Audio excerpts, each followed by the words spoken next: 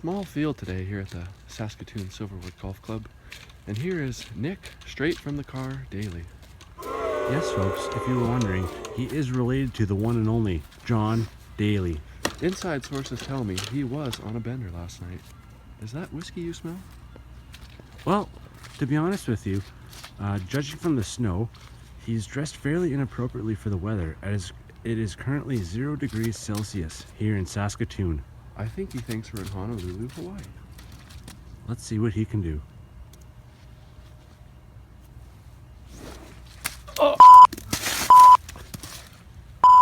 Oh boy, it looks like he has herniated his disc. When dealing with herniated discs, it's imperative that you get the athlete in a pain-free position. Doing so by using a two-man crutch system to reduce stress on the lumbar spine, which reduces pain in the lower back.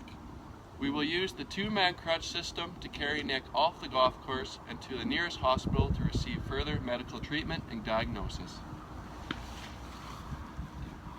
Thanks,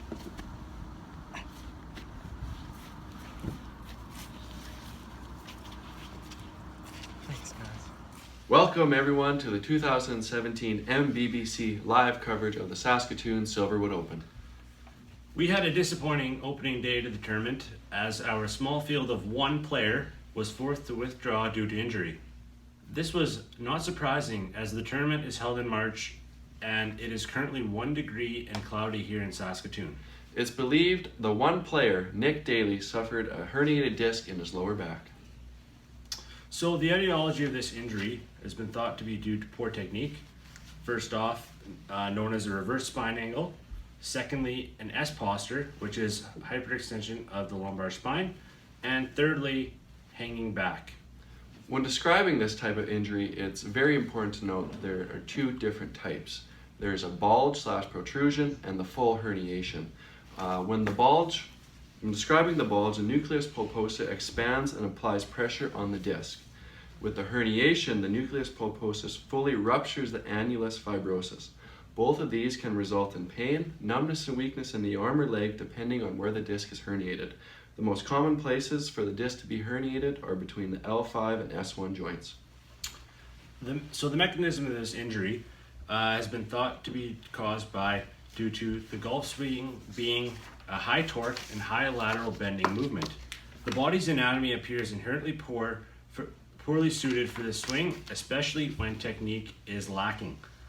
The lack of mobility seen in the ankles, hips, thoracic spine, and shoulders of many golfers forces the lower back to carry these excessive loads and is the primary cause for most injuries. As mentioned earlier, we outlined the emergency action plan when dealing with a herniated disc. There are two basic treatment types. Non-invasive, with that meaning the most important aspect of this phase is physical therapy. Chiropractic and massage rehab are followed behind. More invasive methods are known as surgery. However, there are many complications which can arise from this. When determining whether a golfer is ready to return to play from a herniated disc, the first thing you need to consider is the pain-free range of motion in the legs and the trunk. A test to determine this is the active straight leg raise. As the rehab process continues, the golfer will increase their leg range while decreasing their pain. Traction is also critical as it decreases the compressive forces put on the disc of the lower back. Once you have the ability to roll out of bed and get onto the course, you should start with chipping and putting, and then to your lower clubs like your irons, and then, yep, you guessed it, the big dog, the driver. It's imperative that you use the driver last because it's the club that puts the highest amount of forces on the body. This progression usually takes around several weeks. Brink. When dealing with prevention, obviously a proper warm-up is crucial. Ideal footwear and clothing which are weather permitted are useful as well. Adequate hydration status is important, and proper core utilization and stabilization using your abdominal muscles is vital. The transverse abdominis and multifidus should be two of the major muscles which should be focused on in a prevention program. Well, that's a wrap, folks. See you next year. See you next year. Welcome, folks, to the 2018 Saskatoon Silverwood Open. Here we are at hole 1, which is a straightaway par 3. To the tee is Nick Daly.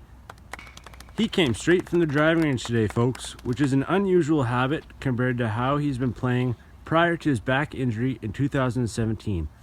As you can also see, he is dressed appropriately for the weather and has dramatically improved technique compared to last year. Let's see how his rehab program went over the last 12 months. Oh, beautiful shot. Get in the hole!